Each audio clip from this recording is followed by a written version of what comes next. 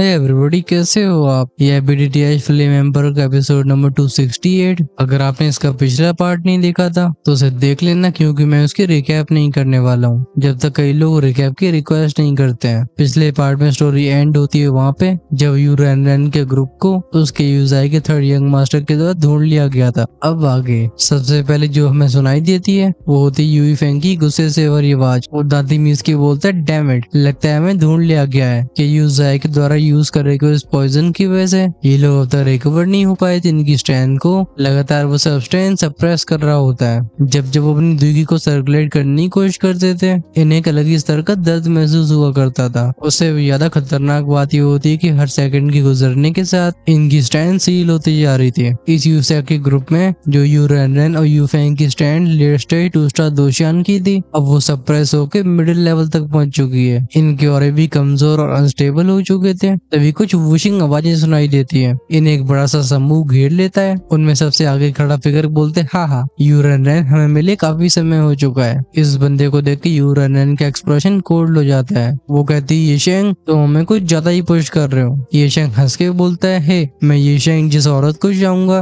वो मेरे हाथ से कैसे बच सकती है। ये शेंग के बगल में खड़ा एक ओल्ड मैन बोलता है, थर्ड यंग मास्टर, ये लोग कमजोर नहीं है, चलो इसे जल्दी खत्म करते हैं। लगता है वो ये शेंग भी काफी ज्यादा घमंडी था। वो ये शेंग कहते हैं, फर्स्ट एल्डर, इन दोनों को मेरे ऊपर छोड़ दो, आप सबको बस अलर्ट रहना है। उसकी स्ट्रेंथ पहले ही लेट से 2 स्टार दोशियान लेवल की थी और अब तो यू फेंग और यू रैन पहले से उसके बराबर नहीं थे। उस पॉइजन ने इनकी स्ट्रेंथ कमजोर कर दी थी, इसलिए यू शेंग के हिसाब से इन जैसे दो तो क्या इवन वो 5 लोगों को भी संभाल सकता है। यू फेंग का फिगर भी फ्लेकर होकर अपीयर होता है यू रैन के सामने। वो यू रैन को धक्का देके बोलता है, सिस्टर रैन जल्दी जाओ। ऑफ कोर्स ये शेंग ऐसा कैसे होने दे सकता था। वो ही करके बोलता है, इतना टचिंग सीन, लेकिन क्या तुम दोनों को सच में ऐसा लग रहा है कि मैं ऐसा अलाउड होने दूंगा? उसकी इन दोनों को जाने देने की कोई इंटेंशन नहीं थी, खासकर जो 5th एल्डर उसके साथ आए हो। ये यीशेंग बस यहाँ पे यू रैन को किडनैप करने ही नहीं आया था, बल्कि उसका गोल होता है वो टेलीपोर्टेशन फॉर्मेशन के मटेरियल्स। इनके साथ फॉर्मेशन रिस्टोर हो जाएगी और के यूजाई के जो अपरेशरॉन्स हैं, मतलब पावरफुल एल्डर्स, वो स्पेस टेलीपोर्टेशन फॉर्मेशन का कंट्रोल हासिल कर पाएंगे। ऐसा होने पर यूजों को के यूजाई के सामने अपने घुटने टेकने ही पड़ेंगे। यीशेंग अपने हाथ को वेव करता है। क्रैश की आवाज के साथ एक एनर्जी किसी पानी की लहर की तरह आगे बढ़ी थी,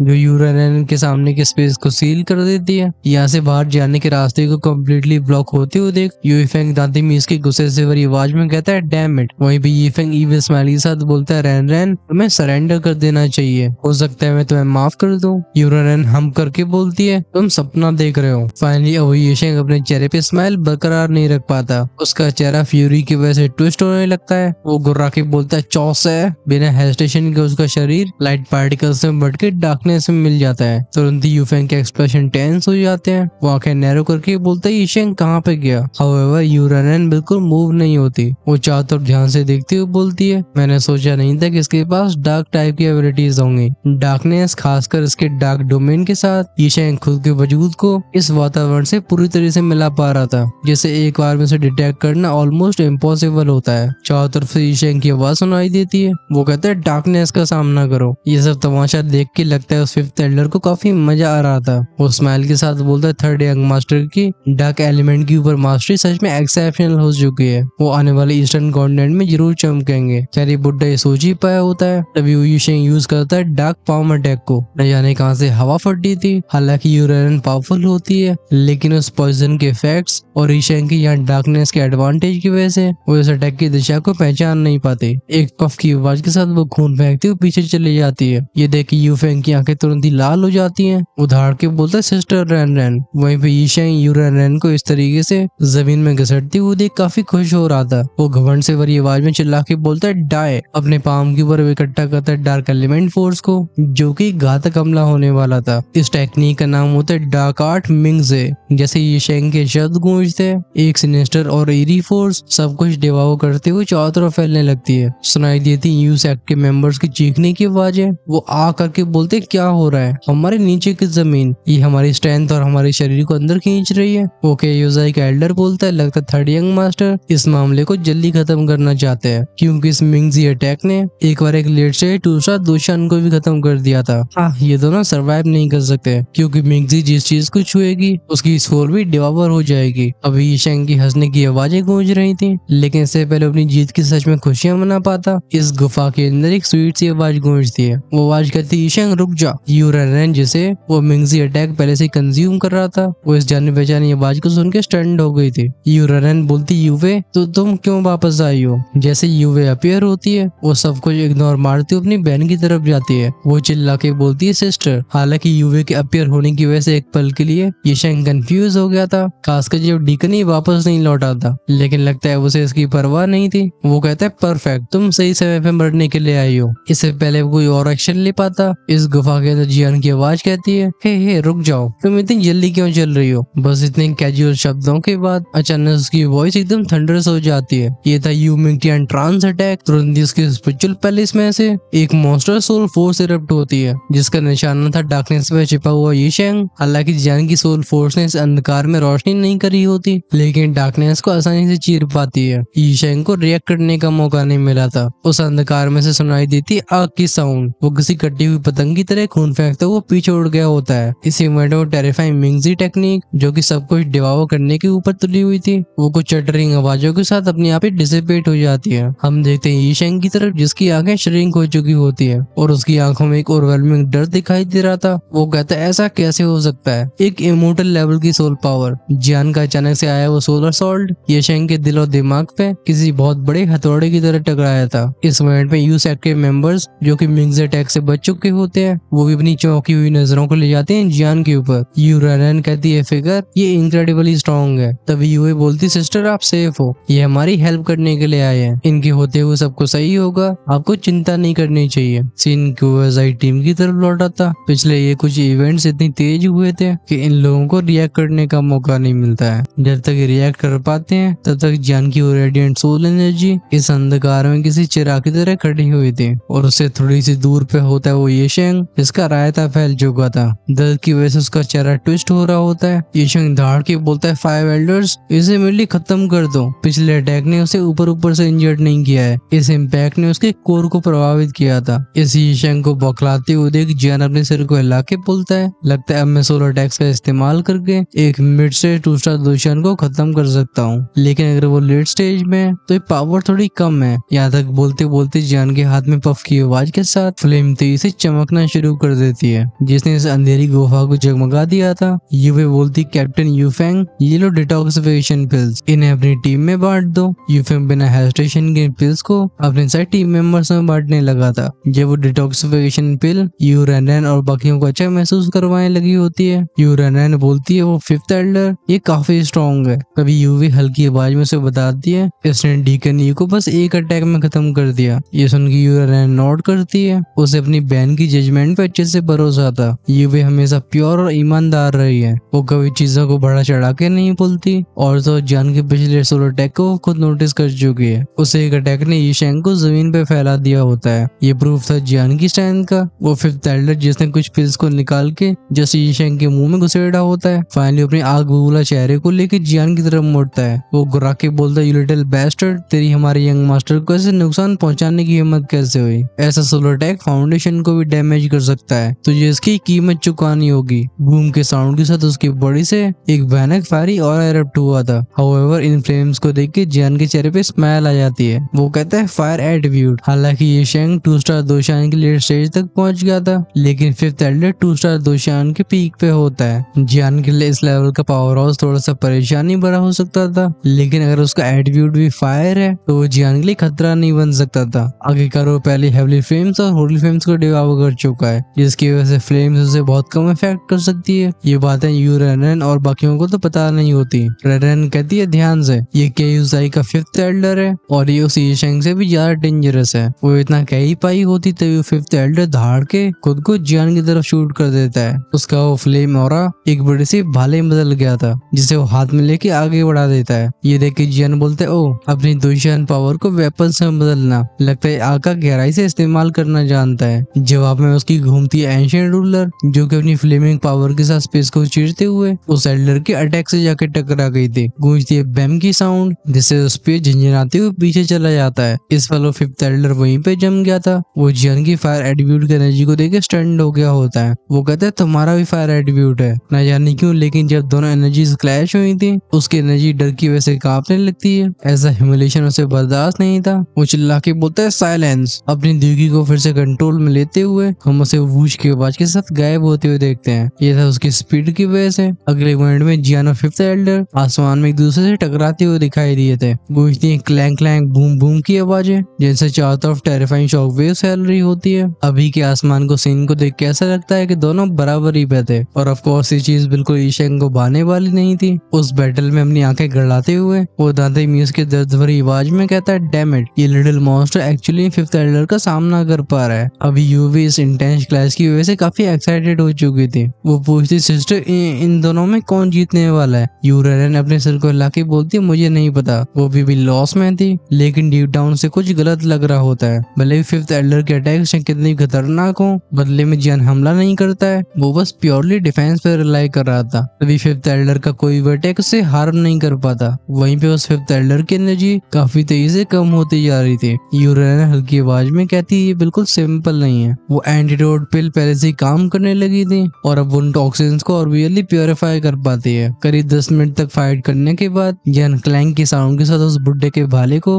अपनी दाएं तरफ डिफ्लेक्ट करते हुए बोलता है ओल्ड मैन, तुम्हें खेलते हुए काफी समय हो चुका है, क्यों ना मुझे मौका दो। वेल जियान यहाँ पे सिर्फ डिफेंस इसलिए कर रहा था क्योंकि वो अपनी नई स्ट्रेंथ से थोड़ा फेमिलियर होना चाहता था। वो फिफ्थ एल्डर दांती मीज की बोलता है मॉन्स्टर, क्या जियान सच में एक इंसान था? खुद पीक स्टेज के एक्सपर्ट होने के बाद भी वो चाहे कितनी भी अटैक्स कर रहा हो, वो जियान को खरोंच भी नहीं पहुंचा पाते। ऐसा लग रहा था जैसे यहाँ पे बच्चों का खेल चल रहा हो। ऑफ कोर्स ये बुड्ढा कभी सोच नहीं सकता था कि जियान होली फ्लेम्स को डिवावर करने और ब्लड फील्ड से फाइट करने जैसे खतरों को भी फेस कर चुका है। और तो तब उसकी कल्टिवेशन दोशान रियल तक भी नहीं थी। सच्चाई ये थी कि जियान का फायर रेजिस्टेंस ये कुछ अलग ही स्तर पे पहुंच चुका होता है। ये कहना बिल्कुल गलत नहीं होगा कि अगर एक 3 स्टार दोशान अर्ली स्टेज के एक्सपर्ट भी उसके ऊपर हमला करता है, ऑफ कोर्स उसका एट्रीब्यूट फायर का होना चाहिए, तब भी जियान को उसे डरने की जरूरत नहीं होगी। अगर फिफ्थ एल्डर किसी और एट्रीब्यूट का होता तो हो सकता था वो जियान के लिए कोई खतरा बन पाता। जब वो कुछ और अटैक्स का सामना करने के बाद अपनी वीक स्ट्रेंथ को अच्छे से अडेप्ट कर लेता है, चर चर चर के साउंड के साथ हम उसके रूलर के पास के स्पेस को पीछे हटते हुए देखते हैं। इसमें से फ्लेम एनर्जी का वॉलेंट ग्लो बाहर आने लगा था। वो कहते हैं अब ये खत्म हुआ। इस मोमेंट में जियान के सबसे पास खड़ा फिफ्थ एल्डर उसकी बॉडी से जिन टेरिफाइंग फ्लेम्स को फील करता है वो उसके मुंह को डब्बे की तरह खोल देती है। फिफ्थ एल्डर कहता है सामा खन्ना, अगर उसकी अभी की फ्लेम पावर बस 1 है तो जियान के हाथ में जो पावर है वो कम से कम उससे 3 गुना पोटेंट थी, शायद उससे भी ज्यादा। डेंजरस एक्सप्रेशंस को लेके वो हैवी जोन रूलर आसमान में उठती है। ये था स्काई क्रशिंग रूलर का 7th form, the 7 strikes destruction. अगले पल जब जियान की रूलर नीचे आती है, इसमें से 7 ओवरवेलमिंग फ्लेम रूलर शूट होती है। भले स्काई ब्रेकिंग रूलर अब जियान की सबसे पावरफुल टेक्निक न रह गई हो, लेकिन इसकी सीमाएं औरों के ऊपर काम करती थी, जियान के ऊपर नहीं। आफ्टर ऑल ये टेक्निक उतनी ज्यादा पावरफुल हो जाती है जितनी पावरफुल इस्तेमाल करने वाले के पास फ्लेम्स होंगी। तेजी से हैंडसीज को चेंज करते हुए फिफ्थ एल्डर अपनी सारी सोर्स पावर को बाहर निकालता है, जो क्लंच क्लंच की आवाजों के साथ स्पेस को लॉक करने लगी थी। बनने लगे थे कई बैरियर्स। वो समझ जाता कि अगर ये 7 अटैक्स रोके नहीं गए तो आज वो यहीं पे खत्म हो जाएगा। वो 7 और डेजलिंग फ्लेम्स के रूलर्स जो ओवरवेलमिंग मोमेंटम को लेके आगे बढ़ रही थी, फाइनली बूम बूम बूम के साउंड के साथ उस फिफ्थ एल्डर के बैरियर्स को काफी जल्दी चकनाचूर कर देती है। हालांकि वो फिफ्थ एल्डर 2 स्टार दोशान पी का एक्सपर्ट था, लेकिन इसे टेरिफाइंग स्ट्राइक को वो रोक नहीं पाता। उसके मुंह से एक आ वाली तेज चीखने की आवाज निकलती है। वो जैसे तैसे अपनी घायल हालत को लेके उस अटैक की रेंज के किनारे तक जा पाता है। वो दांती मीज के बोलता है रिट्रीट। हालांकि वो जो अटैक घातक नहीं थी, लेकिन अब तक किसी ने उसकी ऐसी हालत नहीं करी होती। वो जियान को इस तरीके की किलिंग इंटेंट से भरी आंखों से देख रहा था जैसे वो उसके टुकड़े टुकड़े करना चाहता हो। केवजाई के बाकी मेंबर्स तो बाद में जाते हैं। शो की आवाज के साथ बुड्ढा पहले गायब हो गया था। तभी यूरेन जियान के पास अपीयर होके बोलती है योर एक्सेलेंसी, उनके पीछे मत जाओ। जियान ने जैसी पावर को डिस्प्ले किया था वो सच में इम्प्रेसिव होती है और काफी चांसेस होते हैं कि केवजाई के लोगों को हमेशा हमेशा के लिए यहाँ पे रखा जा सकता था। लेकिन तभी जियान और फिफ्थ एल्डर की कल्टिवेशन के बीच में एक बड़ा गैप होता है, इसलिए बने बनाए मामले को बिगाड़ना नहीं चाहते थे। जब जियान सेंस कर लेता है कि केवजाई के मेंबर्स इस जगह से काफी दूर भाग चुके हैं, वो तभी यूए के बगल में पहुंचता है। जियान पूछता है क्या तुम सभी ठीक हो? उसे एडमिट करना होगा कि दोनों बहनें सच में काफी ब्यूटीफुल होती हैं। बड़ी बहन एकदम गर्म दिमाग वाली लगती थी, वहीं पे छोटी जेंटल और रिफाइंड। दोनों का यूनिक चार्म होता है। यूरेन जियान को देखे चीयरफुल आवाज में कहती है हम ठीक हैं, चलो सिटी लौटने का समय हो गया है। तभी यूए बोलती सिस्टर, ये भी ईस्टर्न कंटेंट में पार्टिसिपेट करने के लिए जा रहे हैं। यूं रेनेन स्माइल के साथ कहती है, ओ वो स्पेस टेलीपोर्टेशन अरे खराब हो चुकी थी, अच्छी बात है कि उसे रिपेयर करने के मटेरियल्स को हम पहले ही कलेक्ट कर चुके हैं, अगर आपको कोई परेशानी ना हो तो आप हमारे साथ यू चैंग चल सकते हैं। जियान नोट करके बोलता है बिल्कुल। बिना और शब्द को बर्बाद करते हुए ये सभी ब्रोकन सोल केव से बाहर चले गए थे। वेल एग्जैक्टली जियान का फिगर आगे गया था, बाकी के लोग तो पीछे ही होते हैं। फाइनली दोनों बहनों को खुफिया बातें करने का मौका मिल जाता है। यू रेनेन पूछती ये क्या इसे पहले ही सब कुछ मालूम है? यू एक्सप्लेन करती सिस्टम मुझे नहीं लगता कि खराब इंसान है, उसने सबसे पहले मेरी जान बचा के उस डीकन ई को भी खत्म कर दिया था और अब तो आप सभी को भी बचा लिया है। उसके बिना हमें से ज्यादातर लोग सरवाइव नहीं कर पाते। जब वो डीकन ई मेरा पीछा कर रहा था मैं अपनी पावर को भी सर्कुलेट नहीं कर पा रही थी, तभी हम दोनों की मुलाकात होती है और मैंने उसे हेल्प मांग ली। शायद उसे बस टेलीपोर्टेशन इन्फॉर्मेशन ही चाहिए जिससे वो डोंगजो कंपटीशन के लिए जा सके। आखिरकार पैदल से चलना हो चाहे फ्लाइंग भी उसका इस्तेमाल करना, वहां तक जाने की जर्नी काफी लंबी होगी। यू रेनेन बोलती है टेलीपोर्टेशन अरे का वो डैमेज ये कोई एक्सीडेंट नहीं था, इसलिए हमें भी केयरफुल रहना होगा। इतना तो यूवे ने भी गैस कर लिया था। वो बोलती सिस्टर लेकिन हमारे पास कोई सबूत नहीं है, लेकिन मुझे भरोसा है कि काफी जल्दी सच बाहर आ जाएगा। अभी जियान के पास में चल रहा होता है यूफेंग, हालांकि बाहरी तौर पे वो दोनों बहनों की तरह अपने आप को ज्यादा एक्सप्रेस नहीं करता था। वो तब भी आगे बढ़ के जियान को थैंक यू बोलता है। अगर जियान ने आज बीच में इंटरवीन नहीं किया होता तो ये सब खल्लास हो चुके होते। फिर इन सभी के बीच में ऐसी बातें तो चलती रहती हैं। सीन दिखाया जाता है कि यूजाई के बैकयार्ड का। अब एक 40-45 की उम्र वाला व्यक्ति एक कमल के तालाब के सामने कुर्सी पे बैठ के अपने हाथ में स्क्रॉल पढ़ रहा होता है। तभी उसके एक सबऑर्डिनेट अपीयर होके बोलते हैं मास्टर ज़ाय, 5th एल्डर और 3rd यंग मास्टर वापस लौट चुके हैं। ये सुन के उस व्यक्ति की भौहें उठ जाती हैं। वो कहते हैं ओह वो कहाँ पे हैं? वो गार्ड बताता है ये दोनों आपका मेन हॉल में इंतजार कर रहे हैं। ये बंदा इतना बोल ही पाया होता है तभी सुनाई देती है बूश की साउंड। वो मिडिल एज मैन गायब हो गया था, उसका फिगर अपीयर होता है उस हॉल के अंदर। जिस मोमेंट में ये शेंग की कंडीशन को देखता है कि यूजाई का लीडर यीकू वॉइस कोड की बोलता है शेंगर क्या हुआ? एक ही नजर में वो समझ पा रहा था कि इसके साथ कुछ गलत हो चुका है। वो 5th एल्डर चिल्ला के बोलते हैं मास्टर ज़ाय आपको 3rd यंग मास्टर का बदला लेना होगा। यीकू जिसकी भौहें और ज्यादा सिक उठ जाती हैं वो बोलता है एग्जैक्टली हुआ क्या है? 5th एल्डर एक्सप्लेन करता है मास्टर ज़ाय जब हम यूसैक की टीम को एम्बुश कर रहे थे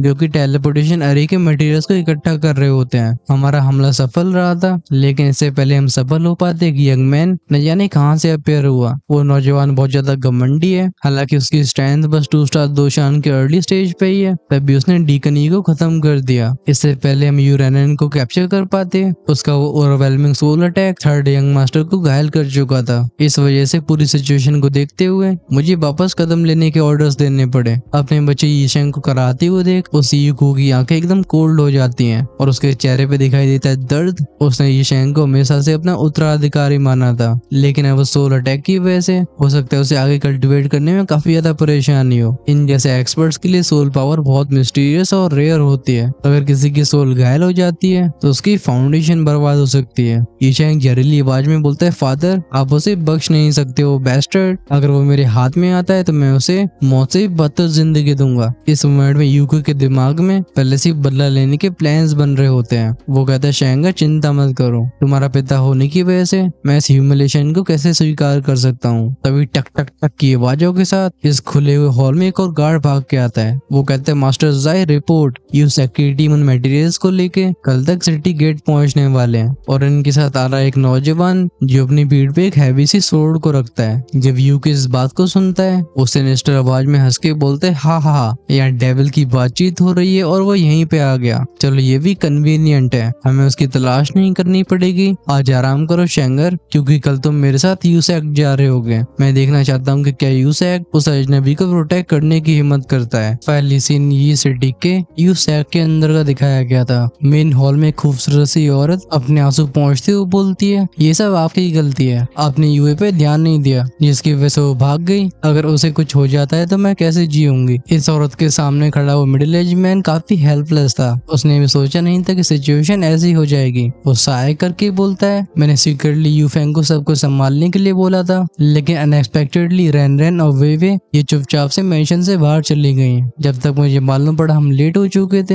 ये दोनों यंग लेडीज यूसैक के अंदर अपनी नम्रता और आउटस्टैंडिंग अपीयरेंस के लिए जानी जाती थी। अगर जर्नी के दौरान उनका सामना कुछ खराब लोगों से होता है हम तभी इस हॉल में एक और फिगर को आते हुए देखते हैं। वो कहता है सेक्ट मास्टर हमें सामने होने से खबर मिली है। बेसिकली यहाँ पे जो मिडिल एज मैन होता है उसका नाम था यू टान्यू और ये अभी की यूसैक का लीडर था। इसकी स्ट्रेंथ होती है लेट स्टेज 3 स्टार दोशान की। बेसिकली यू टान्यू और केयूजाई का येकू ये सिटी के सबसे पावरफुल एक्सपर्ट्स होते हैं और वो रोने वाली औरत होती मैडम युआन जो यूवे और यूरानन की मदर थी। यू टान्यू पूछते हैं क्या हुआ। वो गार्ड बोलता है सेक्ट मास्टर दो लेडीज उन मटेरियल्स के साथ सेफली वापस लौट आई हैं। रिपोर्ट्स के हिसाब से केयूजाई के लोगों ने उनकी वो छिप के हमला किया था, लेकिन न जाने कहां से एक नौजवान अपीयर होकर दोनों की जान बचा लेता है। अगर वो नहीं होता इतना कह के वो गार्ड भी शांत हो गया था। यू टान्यू वॉइस रिकॉर्ड के बोलते हैं नौजवान, लेकिन वो इस टॉपिक पे ज्यादा लंबे समय तक नहीं टिकते। आखिरकार जिसने भी उनके ग्रुप की हेल्प करी है वो केयूजाई से तो नहीं हो सकता है। वो कहते हैं लगता है हमारे सेक्ट के अंदर कुछ जासूस मौजूद है। लड़कियों का सेक्ट से बाहर जाना ये यूसैक का टॉप सीक्रेट होना चाहिए था, लेकिन केयूजाई के लोगों को तब भी मालूम पड़ गया। इसका मतलब ये कि खबर अंदर से गई है। यू टान्यू की आंखें हल्की सी चिल्लिंग हो गई थी।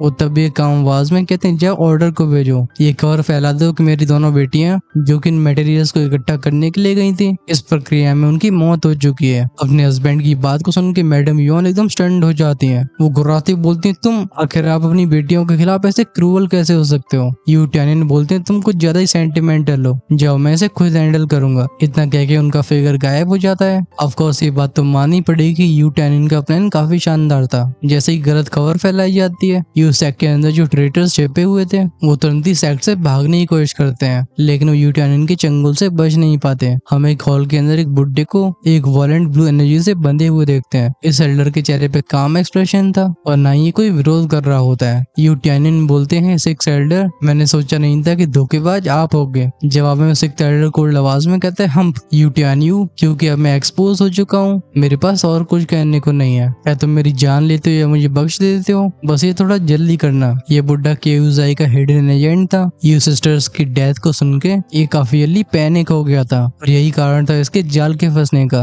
सिक्स एल्डर के पास जाते हुए यू टान्यू कहते हैं मुझे याद है 10 साल पहले आप सिक्स एल्डर कहीं बाहर गए थे, लेकिन वापस लौटने के बाद आपका टेम्परामेंट पूरी तरीके से बदल गया। हालांकि आपने ड्यूटीज तो काफी अच्छे से पूरी करी, लेकिन मुझे आपके बारे में हमेशा से कुछ अजीब महसूस हो रहा था। इतना बोलते बोलते यू टान्यू के हाथ पे उनकी दोशान एनर्जी इकट्ठी होने लगती है और वो उस हाथ को बढ़ा देती है उस एल्डर के चेहरे की तरफ। सुनाई देती एक रिप की आवाज। हम उस बुड्ढे के चेहरे से एक पतले से पेपर को हटते हुए देखते हैं। यू टान्यू अपनी आंखें नैरो करके बोलते हैं क्यों, केयूजाई का थर्ड एल्डर मैं सही कह रहा हूँ ना। जो व्यक्ति सबके सामने था वो यूसैक का सिक्स्थ एल्डर नहीं होता, बल्कि ये था ये यंचिंग केयूजाई का थर्ड एल्डर, एक पावरफुल 3 स्टार दोशान एक्सपर्ट। अपनी आइडेंटिटी को एक्सपोज होते हुए देख ये एंशिएंट धाड़ के बोलता है यू टान्यू मैं तो ये खत्म कर दूंगा। अफसोस की बात है कि उसकी चीखें बस चीखें ही रह जाती हैं, इनका कोई प्रभाव नहीं होता। यू टान्यू उसे घूरते हुए बोलते हैं जाओ इसे हैवी गार्ड के अंडर ले जाओ, अगर कुछ भी गलत होता है तो उसकी रिस्पॉन्सिबिलिटी लेनी होगी। इसी के साथ उनका फिगर फिर से गायब हो जाता है। कुछ इसी तरीके से एक दिन बाद जियान और उसका ग्रुप फाइनली ये सिटी पहुंच जाते हैं। जब यूवे ये सिटी के बड़े बड़े कैरेक्टर्स को देखती है, मतलब सिटी गेट के ऊपर नाम को,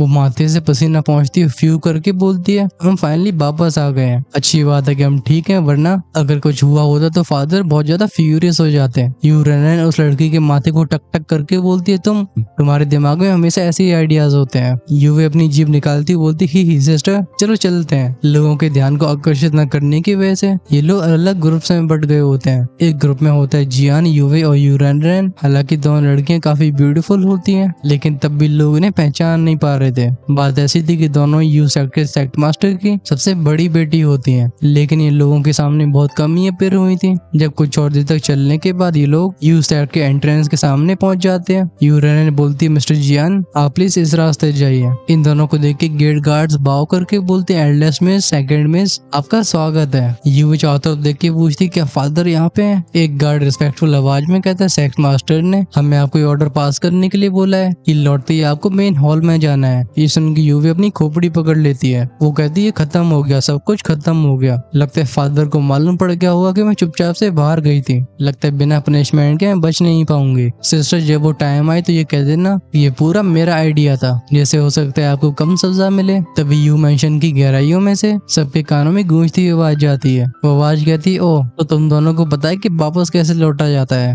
जब जियान इस आवाज के पीछे के ओवरवेलमिंग प्रेशर को फील करता है उसके एक्सप्रेशन डार्क हो जाते हैं। वो मन ही मन में कहता है डैम इट, क्लियरली फोर्स बस उसके ऊपर फोकस करती है और तो वो फील कर पाता है कि प्रेशर जेड लेगसी टीम के लीडर यूई फेंग से भी ज्यादा पावरफुल है। अपने पिता की आवाज को सुन के यूवी हल्का सा कांपने लगती है। वो फिर किसी छोटे से बच्चे की तरफ अपने कदम पीछे लेती है, बोलती है डैड आप प्लीज ऐसे गुस्सा मत हो, हम तो बस। वो आवाज फिर से कहती है अंदर आओ। अपनी बहन के चेहरे पे ऐसे खौफ को देख के यू रेनेन उसे सपोर्ट करती है। वो कहती है डोंट वरी, वो बस हमारे बाहर जाने पे गुस्सा होंगे। मुझे नहीं लगता कि हमें कोई बहुत भारी सजा मिलने वाली है। चलो चलो हम अंदर चलते हैं। इसी मोमेंट में यू टैन्यून जो कि हॉल की हेड सीट पे बैठे होते हैं, वो खुद से बोलते हैं हैवी रूलर वाला नौजवान ये इंटरेस्टिंग है। ये एक्चुअली मेरे फुल फोर्स प्रेशर को भी झेल पा रहा है, जिस पर उन्होंने जानबूझ के जियान को प्रेशराइज किया होता है। असल में उनका चेहरा भी सरप्राइज से भर गया था, क्योंकि उनका प्रेशर बस जियान के एक्सप्रेशंस को थोड़ा डार्क ही कर पाता है। उसके शरीर पे कोई इम्पैक्ट नहीं होता है। अब इसे रिमार्केबल नहीं कहा जाएगा तो किसे कहा जाएगा। खैर इससे पहले डांट फांट खाने का सिलसिला शुरू हो, हम आज इस एपिसोड को यहीं पे रखते हैं, क्योंकि इसके एंड होने का सही मोमेंट है। नेक्स्ट एपिसोड में जियान को मिल रहा होगा उसकी बहादुरी का इनाम। बेसिकली इस आर के आगे वाली स्टोरी